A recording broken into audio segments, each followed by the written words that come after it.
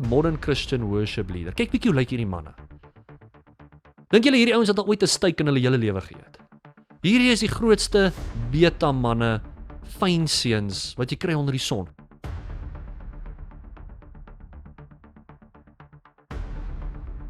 Wat 'n tyd om te lewe. Vriende, ek is opgewonde oor vandag se program. Ons gaan nie terughou nie. Ons gaan die woord van God oor praat en ons gaan vir mense rebuke. Ons gaan vir hulle sê hierdie is uit die hel uit, hierdie is nie van God af nie en ons gaan dit reguit doen, ons gaan dit eerlik doen want dis wat die Bybel sê ons moet doen. Ek gaan niks terughou nie. Ek wil net vinnig vir julle sê ek het nie my hemp aan vandag nie.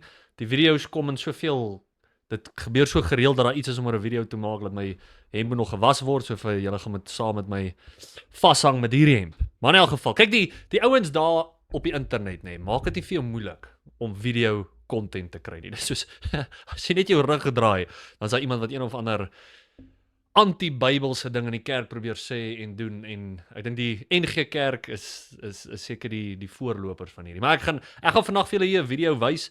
Eerstens het ek hier op afgekom deur die Sola platform, so julle met hulle YouTube kanaal kan julle bietjie gaan volg, gaan kyk. Hulle het ook gepraat oor wat hier aan die gang is, maar ek wil net bietjie hierso my 2 sent ingooi daar en ek wil net vir jou sê van die begin af, jy moenie 'n woord luister wat ek sê nie. Moenie 'n woord luister wat ek sê nie. Kyk wat sê die woord van die Here, meet alles wat ek sê aan die skrif. En dit gaan vir enigiemand daar buite. Moenie net luister wat 'n pastoor of 'n dominee of enigiemand sonder om te toets aan die skrif nie. Ons moet alles wat ons hoor toets aan die skrif. Ons of ouens wat in 'n posisie is om vir jou die woord te gee, is maar net wessels van God. Dis God wat moet praat, dis die Heilige Gees wat moet praat en ons moet al ons oortuigings van die woord van God afkry. Maar kom ek wys julle gou waaroor gaan ek so aan. Waaroor gaan ek te kere? So julle kan 'n bietjie gaan kyk op YouTube, is daar 'n video Oosdoppers Potch en dit is 24 Februarie het hierdie preek gebeur. So hierso kom die man. Hierso word hy voorgestel. Prof Fika Janse van Rensburg. Nou omdat ek nie regtig deel is in enige van die sekulêre instansies en universiteite in Suid-Afrika nie, ken ek nie hierdie ou nie. Ek ken nie hierdie prof nie, maar dit is altyd vir my snaaks hoe hierdie ouens jare en jare spandeer om Grieks te leer, Grieks te verstaan, maar hulle kan nie eenvoudige konsepte uit die Bybel uit reg verstaan en reg oorbring. Hier is die ding wat jy moet verstaan. Baie keer gebruik hierdie ouens die drogrede wat mense sal noem appeal to authority. So hulle gebruik die idee van, kyk, ek het gaan swat vir 7 jaar. Ek het gaan swat vir 7 jaar, ek het my Griekse graad, ek weet meer as jy, so almal moet vir my luister, daarom is ek reg. Mense noem dit 'n appeal to authority, dis 'n drogrede. Met ander woorde, dit is nie logies om dit te doen nie. Dit wat waar is waar. Of jy 1 dag geswat het, 2 dae geswat het, maak nie saak hoe lank jy geswat het nie. As dit nie die waarheid is nie, dan moet ons dit verwerp. Nou hierdie deel wat ek vir julle gaan wys waar ons hier aan gaan is ek glo jou hermeneutiese beginsel. So hermeneutika is die prinsip van interpretasie, jy weet die wetenskap van interpretasie. Ek het 3 hermeneutiese beginsels wat ek volg. Die een, ek glo die Bybel is letterlik. Met ander woorde, dis net the Bible says what it means and means what it says. Met ander woorde, ek is baie huiwerig om allegoriese of beeldspraak interpretasie op 'n teks te sit. Ek sal altyd eers kyk kan mens dit letterlik interpreteer. Met dit moet mens natuurlik sê daar is beeldspraak in die Bybel, 100%. As dit praat van sweef op arendsvlerke hierdie goeders, dan praat dit beeldspraak. Ek bedoel groot dele in Psalms en Spreuke en so is beeldspraak. Maar dis eenvoudig. Die Bybel identifiseer dit. Dis duidelik om te weet dis beeldspraak. Alles anders is letterlik. Jy moet dit letterlik opneem, anders dan gaan jy verwyderd wees van die skrif. As jy byvoorbeeld glo Adam en Eva was nie regte mense nie, gaan dit lei na klomp ander probleme in die teks. En dieselfde met die teks wat ons hier vandag gaan behandel. Jy moet dit letterlik interpreteer. Dis nie bedoel om submolies of enigiets anders te wees nie. Nou ook, die ander prinsip waarop ek my hermeneutika bou is, mense noem dit die perspicuity of scripture. So dis maar net die duidelikheid van skrif. Ek glo as 'n leek hierdie Bybel optel en hy begin dit lees, kan hy verstaan wat dit sê. Hy het nie nodig dat 'n Griekse prof moet kom en vir hom dit verduidelik. Nou dit is, party goeters is moeilik in die Bybel en jy moet verder studie doen. Die King James gebruik die woord study to show thyself approved. So hy sê, bestudeer die Bybel. Maar wat ek het probeer sê is, sodra iemand sê, jy kan nie hierdie verstaan nie, want jy het nog nie so lank geswat soos ek nie, dan vernietig jy die perspicuity of scripture. Sodra iemand sê, dis onduidelik, jy weet die manier wat dit geskryf word, dan sal ek sê dit gaan buite my hermeneutiese beginsels. En dan my laaste hermeneutiese beginsel is die konsep van dit moet konstant wees. Paulus sal nie iewers in die Bybel sê 'n vrou mag breek en iewers in die Bybel sê 'n vrou mag nie breek nie. Mens moet sensitief wees vir wat in die konteks instaan, maar nooit ooit sal die Bybel homself weerspreek nie. Ons moet dit verstaan.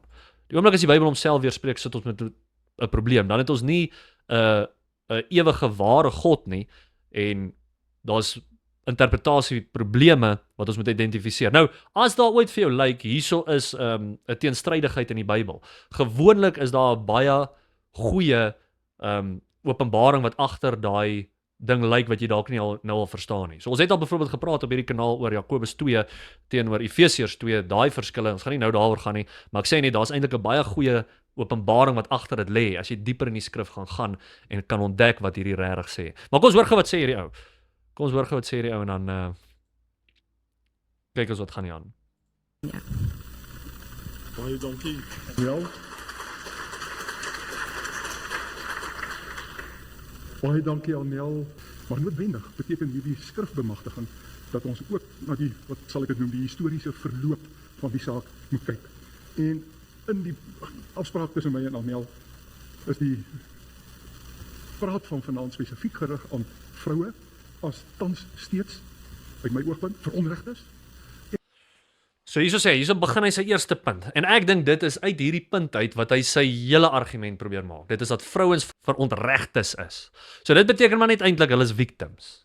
Nou, kom ek sê vir julle net so, sodra iemand skree met een of ander argument of met enigiets wat jy betrokke raak, ek is 'n victim, dan weet jy soos jy het klaar die argument verloor. Sodra jy eers in jou kop dink, jy weet, ek is geonderdruk of te neergedruk of jy weet minder bevoorreg of so, dan gaan jy altyd in daai gat bly. Jy gaan nooit uit daai gat uit klim nie. Die ding is, ons het in ons gemeenskap so sag geraak dat sodra iemand voel hulle word, jy weet, enige kwaad aangedoen of te neergedruk geword, dan moet ons almal nou hom verskriklik jammer kry en ons moet hom nou probeer help uit daai probleem uitkom. Nou, kom ek sê net so, natuurlik moet ons nie staan vir enige mishandeling nie. Niemand ook, enige man of enige iemand wat ooit sê ons kan vrouens mishandel of enige persoon kan mishandel word, is buite die wil van God.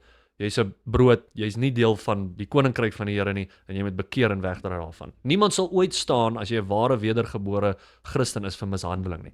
Jy gaan nie net terugsit en sê ag, weet jy nou wat, ek is so te neergedruk. Jy weet hierdie wêreld is so lelik met my, nou gaan ek niks doen nie. Nee. Veral as jy 'n man is, jy gaan opstaan vir wat reg is. Jy gaan opstaan en jy gaan iets begin doen met jou lewe. Jy gaan nie net terugsit en sê kyk hoe verontreg is ek nie.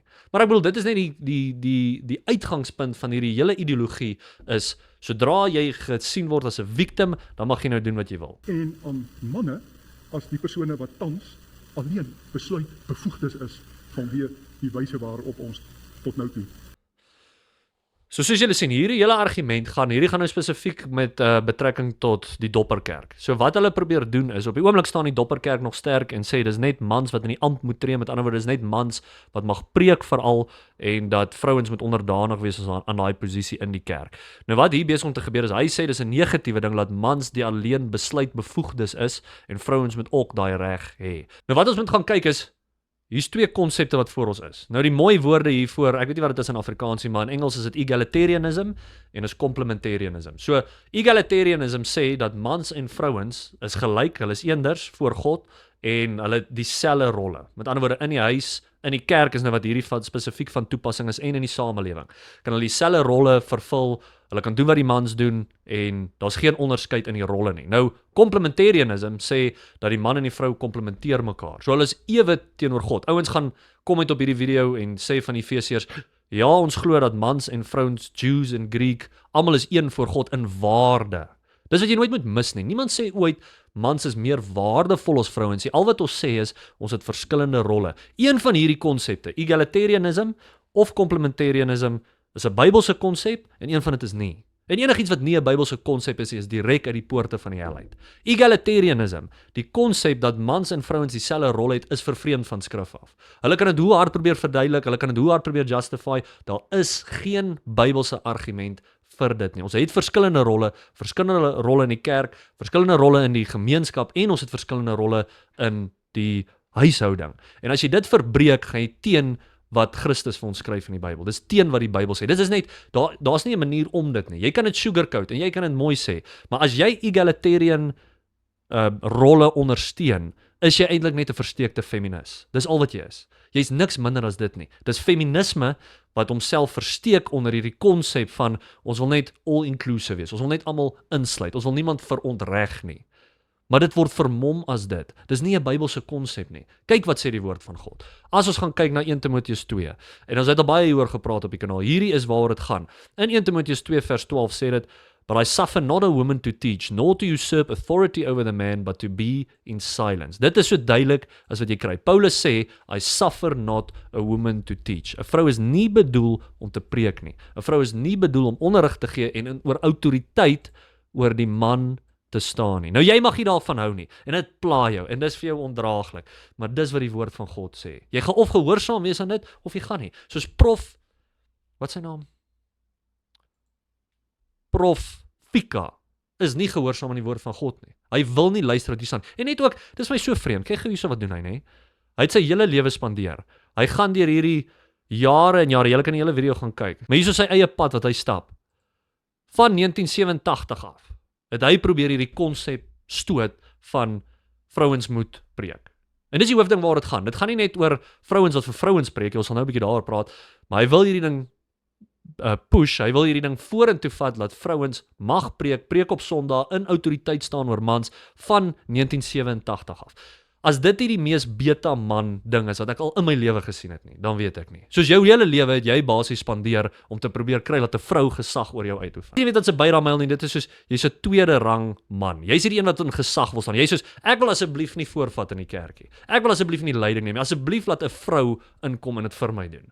Want ek wil dit nie doen nie. Dis soos al wat ek kan kry hier uit. Dis soos die absolute byramyl ding. En dis omdat ons in so sagte kultuur grootgemaak is. Dit omdat ons net, jy weet, ons het nou by ons onder 8 rugby, my laities speel onder 8 rugby, nou mag hulle nie meer tackle nie.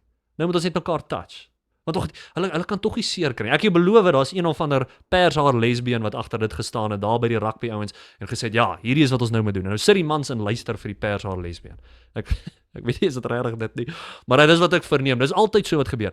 Nou die probleem wat hier aan die gang is, hierdie ouens het toegelaat dat ons 'n vergadering hou om hierdie ding te bespreek. Jy moes eers die vergadering toegelaat het. Dis presies wat by die NG Kerk gebeur het. Hulle het toegelaat dat daar 'n vergadering is, in die vergadering het hulle besluit, hoe die vrouens mag in die amp staan, die vrouens mag begin preek, en kyk waar is hulle nou. Hulle trou homoseksuals, hulle verwerp die woord van God, hulle is totaal en al liberaal, Adam en Eva is die regte mense nie. Hulle die skrif, hulle is verwyder van die skrif. Almal weet dit. Soos elkeen van julle wat daar sit weet, die NG Kerk het niks met die Here mee te doen nie. Daai kerk wat ons oor gepraat het wat saam met die moslems kerk hou. Hoe dit begin met hierdie, want julle het julle knie gebuig vir die eerste domino wat val. As hierdie domino val, val elke liewe domino. En elke kerk daar wat dit oorweeg of dit doen, laat vrouens in die amp staan, julle gaan dieselfde pad volg. Jy kan sien dit gebeur, soos jy kan nie die feite deny nie. Dis wat die feite vir ons sê. As jy 'n egalitarian ministry filosofie hou, dan is hierdie die enigste pad waarop dit gaan eindig. Dis die enigste manier wat dit gaan eindig. Nou wat jy moet verstaan, hoekom is dit 'n issue? Hoekom sê ek, en hoekom dink ons sê die Bybel, vrouens moet nie preek? Kom ek sê vir julle so, dis omdat ons nie verstaan wat 'n preek is nie. Omdat die preek verander het, na net, ag, ons is almal mooi, ons is almal oulik, jy's 'n sondaar, ek's 'n sondaar, kom by mekaar, en omdat dit meeste kerke 'n motiverende boodskap het, daarom is hulle gemaklik met 'n vrou wat dit doen. Maar wat sê Paulus, hoe moet 'n preek wees? As jy gaan kyk in 2 Timoteus 4 vers 2, kyk hoe mooi sê hy dit. Preach the word. So eerstens, jy moet die woord preek. Jy preek nie jou eie nonsens nie. Jy preek nie net wat jy voel nie. Jy preek nie wat jy dink is relevant vir jou kerk. Jy preek die woord. En dan sê hy, be instant in season, out of season. En dan hoor hoe sê hy wat 'n preek moet wees. Reprove, rebuke and exhort with all long suffering and doctrine. Omdat julle nie dit doen nie. Omdat niemand preek, reprove, rebuke and exhort nie, waarvan 2/3 negatief is. Wat 2/3 is om sonde uit te wys en sonde reg te stel. Daarom is hulle gemaklik met 'n vrou wat preek. Want watse vrou kan dit regtig doen? Watse vrou gaan voor 'n man staan en vir hulle sê, "Hey, moenie hierdie doen nie." Hoe gaan hulle reprove en rebuke? Hoe gaan hulle voor 'n man staan en sê, "Hierdie wat jy doen is sondig." Watse man gaan vir hulle luister? Dis net hierdie byramyls. Dis net hierdie beta manne. Is beta manne die regte woord vir dit? Dis net hierdie ouens wat sal luister vir dit. Want hulle wil hê 'n vrou moet in gesag oor hulle staan. Maar sê jy, as jy verstaan wat Paulus sê, wat 'n preek moet wees, dan sal jy in nederigheid onder dit kom. Dan sal jy die vrouens staan en sê, "O, ek kan dit nie doen nie. Ek kan nie reprove, rebuke en exhort nie." Nou met dit gesê, want baie van die vrouens sit nou daar, moet ons nou net by die huis sit en kinders maak en al die goed. Wel, jy moet kinders kry, 100% is dit deel van wat jy moet doen, maar Paulus sê ook vir julle, hy gee vir julle wat julle moet doen. Kyk hierso. Hierso sê die Bybel mooi vir julle wat julle rol is in die gemeente. The aged women likewise, that they be in behavior as becometh holiness, not false accusers, not given to much wine, teachers of good things. Ook hierdie is belangrik.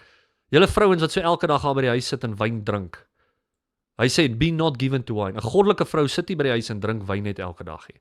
That they may teach the young women to be sober, to love their husbands, to love their children, to be discreet, chaste, keepers at home, good, obedient, to their own husbands, that the word of God may not be blasphemed. En ook hierdie, discreet en chaste. Ek kyk baie keer van hierdie vrouens, wat daar in ons kerk rondloop, en dan dink ek, hulle trek so losbandig aan, dat as daar 'n prostituut was, sou sy skaam gekry het. 'n Prostituut sou nie in ons kerk gaan sit het hier, soos van die vrouens daar in die kerk aantrek. Soos, wat is fout met julle?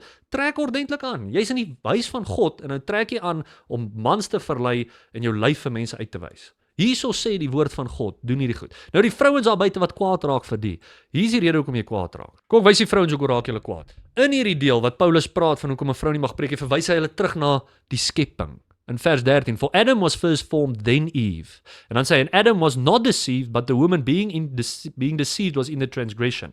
En dan sê hy, so wat hy hier doen is, hy sê vir jou, gaan terug na Genesis, en gaan kyk waarvan ons praat hierso. Dit is van waar af hierdie command gekom het van Paulus om te sê, dis hoekom julle nie mag preek nie.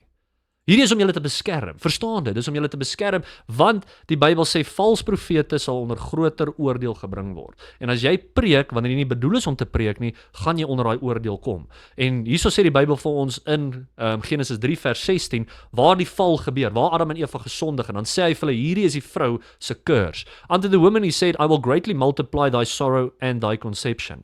In sorrow thou shalt bring forth children. Is dit universeel? Is dit in sorrow wat elke vrou, het elke vrou pyn met geboorte, 100%. And thy desire shall be towards thy husband, and he shall rule over thee. So die feit dat God gesê het, die man moet heers oor die huis, heers oor die kerk, sê hy die vrou se begeerte, thy desire shall be towards thy husband. Wat is 'n desire? Hierdie desire om te rule. En julle almal weet waarvan ek praat. Hierdie pershaar feministe wat skree en abortus soek, hulle is presies dit. Hulle wil die beheer uitoefen op die man. Dis absoluut al waar hulle lewe gaan. Dis al wat hulle wil doen. En dan sê die Bybel van ons, hoe oorkom julle hierdie ding dat julle desire is oor julle husband?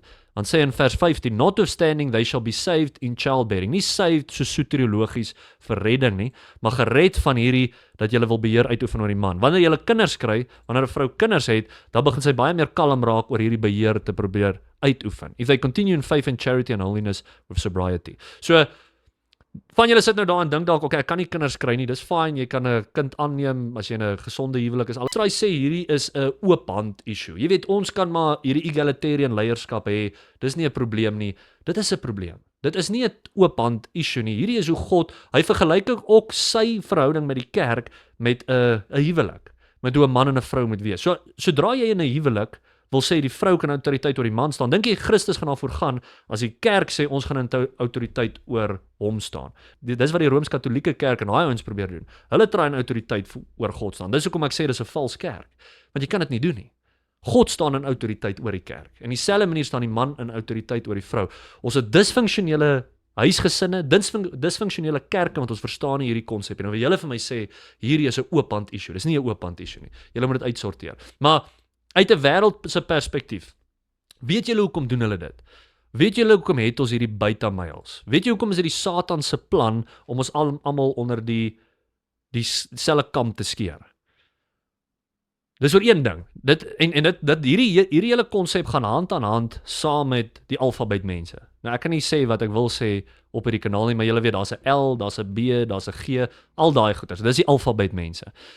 Nou hoekom die alfabet mense verstaan? En julle is welkom om kommentaar te lewer, ek wil julle insette oor dit hoor. Ek dink die alfabet mense staan om populasie te laat afneem. Want elke alfabet mense, behalwe die B, maar ek bedoel die B is ook 'n vreemde ding. Elke alfabet mens, niemand van hulle kan reproduce nie. Niemand van hulle kan kinders maak nie.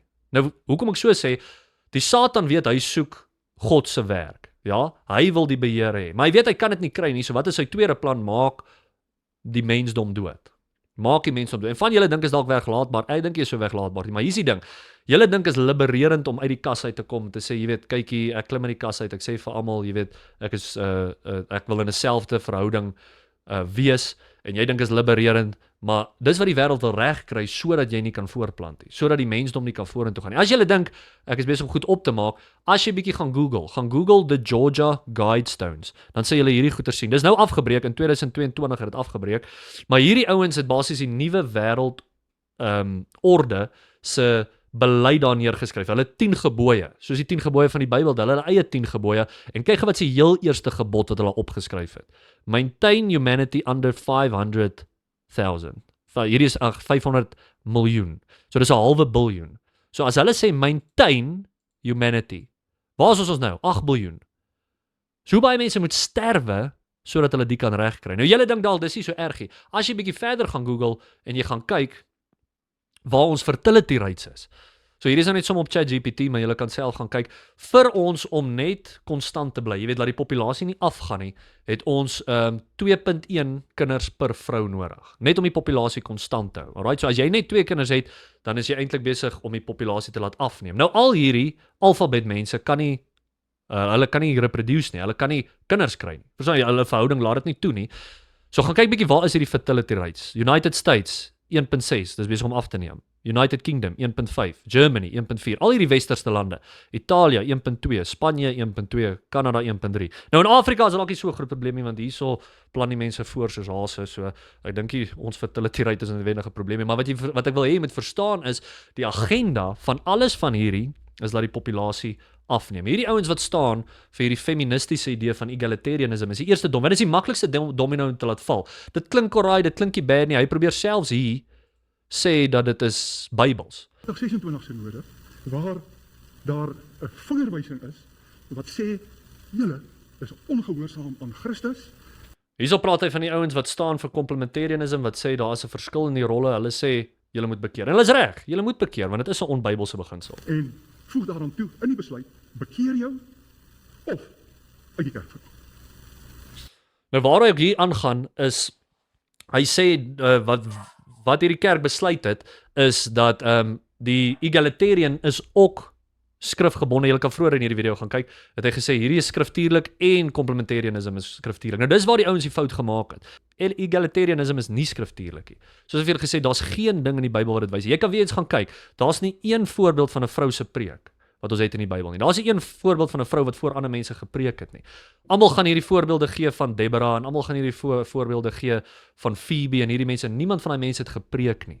Deborah is weer eens 'n voorbeeld in die Bybel. Dis 'n description, is nie 'n prescription nie. Dis die ding. Ons het in Paulus hier 'n prescription. Alles wat jy gaan bring is 'n description, is 'n verduideliking van iets wat gebeur het. Dis nêrens gesê, okay, hierdie is wat moet gebeur. Al wat ons het is in Titus 2. Daar staan daar duidelik hierdie is wat moet gebeur. En dis die ding, as vrouens gehoorsaam is aan dit, dan beteken dit julle kan gaan preek vir ander vrouens. 100%. Niemand het 'n issue daarmee nie. Hierdie issue is julle kan nie in autoriteit oor mans staan nie. En om te preek op 'n Sondag is om in autoriteit oor mans te staan. Dis die ding. En ek sê dit nie om lelik te wees nie. Ek sê nie omdat ek hierdie power hungry ou is wat net wil al die autoriteit hê, niks soos dit nie. Ek sê vir julle net wat die woord van God vir ons sê. En so tussen 2026, 29, 12, ek het dit in 2015 gesien, dis waar dit gaan eindig, het uiteindelik die besluit gekom om, nou, ek gaan ons vat op daardie pad. Tot 20. So hy sê is 2 skriftuurlike opsies, daar is nie. Daar is net een. Die fout van die begin af was nooit 2 skriftuurlike opsies nie. So wat hulle gesê het is, hulle het gesê van die begin af by hierdie synodes, daar's 2 skriftuurlike opsies, maar soos ek vir julle nou gewys het, daar is nie. Wys vir my, iemand wys vir my, probeer egalitarianism verdedig uit die Bybel uit, dis onmoontlik. Dis 'n ideologie wat 'n vers soek. Daar is nie 'n vers oor dit nie. So dit was die uitgangsprobleem. Maar net weer eens, ek bedoel, kan jy dink jy spandeer jou hele lewe om te wil hê vrouens moet met autoriteit oor jou staan. En dis die punt. Ons het so sag geraak en as jy net bietjie gaan kyk, hoekom ek so te kere gaan oor die goed. Kyk bietjie hoe lyk modern, as jy gaan intik modern Christian worship leader. Kyk bietjie hoe lyk hierdie manne. Dink julle hierdie ouens het al ooit 'n steak in hulle hele lewe geëet? Hierdie is die grootste beta manne, fyn seuns wat jy kry onder die son. Wie? Daar's nie 'n manier ek wil hê hierdie ou met my kerk lê of die worship lyn. Hoekom is julle hare so verfyn? Hoekom moet julle so mooi gemaak wees? Wat se man wil nou eintlik mooi wees? As jy 'n man is, jy worry nie om mooi te lyk. Jy gaan nie moeite doen met jou voorkoms nie. Hierdie ouens wat dan gaan hulle vir Botox op 60. Ek seker julle weet van wie ek praat. Hoekom is jy so gepla oor hoe jy lyk? Hierdie ouens dis hierdie vegan ouens wat in hulle lewe nog nie 'n steak gee. Hulle testosteron is seker op 1 milligram 'n jaar. Dis soos gaan tel net bietjie iets ophou, gaan doen 'n deadlift, soos eet net iets ordentlik. En dis die ander ding ook met hierdie Hierdie ideologie van ons moet net plante eet en hierdie hele veganism, dis sodat mans kan sagter raak. Julle verstaan dit, nê? Dis soos hierdie hele carbon footprint van daar moenie beeste wees se goeders. Dit is sodat jy nie bees eet, dat jy nie steak eet en testosteroon kry sodat jy soos 'n man kan wees, soos 'n man kan optree, soos 'n man kan voel. Hulle wil hê jy moet soos hierdie manne optree. Hierdie absolute fynseuns. En gaan kyk bietjie. Hoeveel pastore lyk ook so. Dis hierdie verfynde mannetjies en ag, dankie julle, dis so lekker om hier te wees. Dis soos nee, praat net soos 'n man, wees net manlik, gaan doen net iets, gaan tackle iemand of dis net ek kan dit nie vat dat hierdie is die prent van Christendom. Hierdie is die prent van hoe 'n Christen man moet wees. En eerlik is ek wil niks soos dit wees nie. Jy's gemaak met testosteron, jy's 'n man, jy moet opstaan vir wat reg is. En Prof Fika, jy val 100% onder hierdie. Jy's soos 'n Byra Myl 100% chom. En julle ouens wat soos in die comments so opstaan, ek wil hê 'n vrou moet oor my regeer. Ek wil hê 'n vrou met 'n autoriteit oor my staan. Waarmee is julle besig? Julle moet 'n steak gaan eet. Ek het hier in my yskas en my vrieskas 7 steaks. En dan gaan dit alles opeet voor vanaand. Kry vir jou steak, doen 'n paar deadlifts. Hou op so verfynd wees. Ons het genoeg klaar met hierdie verfynde Christendom. Kom, wys net ook hierdie deel wat op Sola platform is wat hy praat van hoe hierdie vrou georden is, hierdie lesbien vrou wat nou in 'n amptsposisie in die kerk staan. Eerste homoseksuele predikante wat georden is. Sy is betrokke daarbey. So sy was deel van hierdie navorsingsprojek by Potchefstroom saam met 'n klompie gereformeerde. Sien jy? Dis waartoe dit lei. Julle gaan vrouens orden en dis 'n paar jaar, dis 'n generasie of 2 dat julle homoseksuele mense trou en dan julle homoseksuele mense wat in die ampt staan, wat in autoriteit staan en dan sit ons met 'n lesbien. Vir wat sê een van julle mans wil hê 'n lesbien vrou moet julle leer? Vriende, ons het omgee oor die woord. Julle beter nie 'n woord glo wat ek hier vandag sê nie. Gaan toets dit aan die skrif, bekeer julle en kry vir jou 'n steak. Braai daai ding. Sit daai ding op die vuur, raak 'n man. Prys die Here.